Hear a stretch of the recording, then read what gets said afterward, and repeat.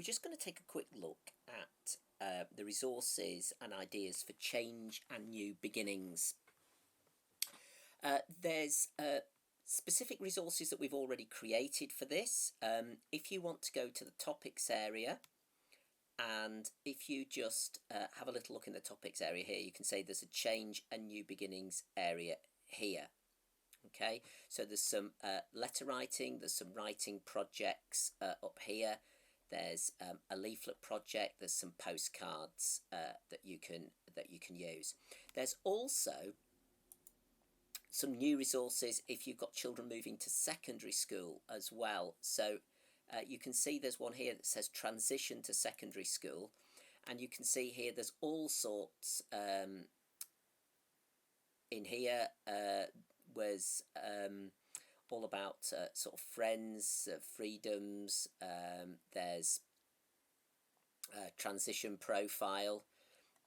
So there's a little teacher guide as well here, which is quite handy because it talks you through the different activities that you might want to use and basically what's in them. So that's some of the resources we've already made. However, you might want to use some of the tools as well. So you could get the children to maybe create an ebook, to create a story.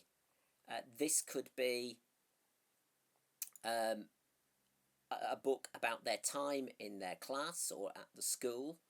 There's 3 different levels. There's a very simple version. There's a sort of intermediate version with enables sound recording and animations, and then there's this one called Adventure Story, which actually allows you to hyperlink between pages, so you could make a non-chronological text. So you could have a button that says spring term, autumn term, summer term, and it links through to pages that talk about that. So again, I'm not going to go into these in detail. If you want a quick video guide, these are all built into the programs up at the top here.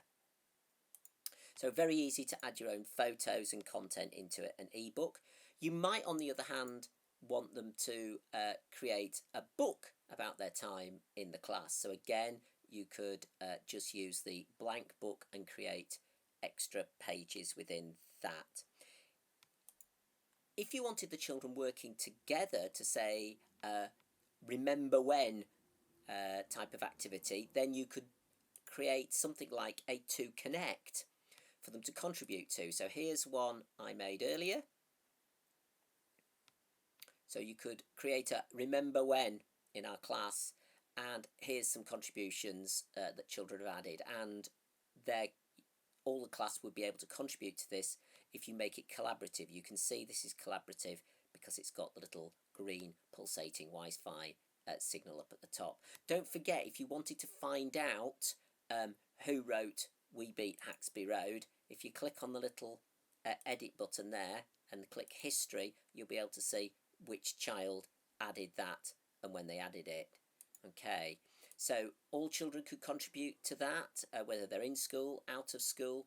If you're interested in To Connect, again, there's a video guide at the top.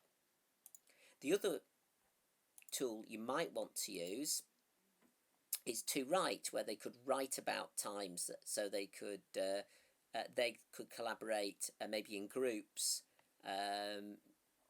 with their ideas on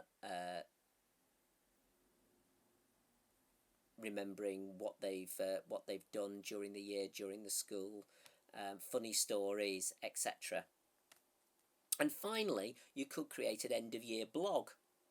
So again, down here there's the blogging tool. Now you can create one for the children. So you could just click on here as a teacher and you could call it end of year blog or something,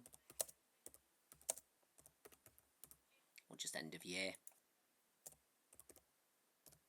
And you can create an icon for that. You can choose any of the ones that we've already used in the past. So it could have the teacher on it there, and there's lots of more backgrounds. A funky one there. And you can also, of course, there decide who can see it, whether you want it visible to the public or not, who can comment on it, who can contribute to it. So there's and then just save it, and then you can view it, and children will be able to contribute to this blog by just clicking the plus button and adding their thoughts. And again, they can add photos and links to work, etc. Now, children can also create their own blog that only themselves and the teacher can see. So if they wanted to create their own individual blog, then they could do that. But that is how you would create a class blog. And as a teacher, don't forget, nothing goes on that blog unless you've approved it. So you've got complete control for children to be able to comment and feedback. Okay, so those were just a few quick ideas on how you might tackle the subject of change and new beginnings at the current time.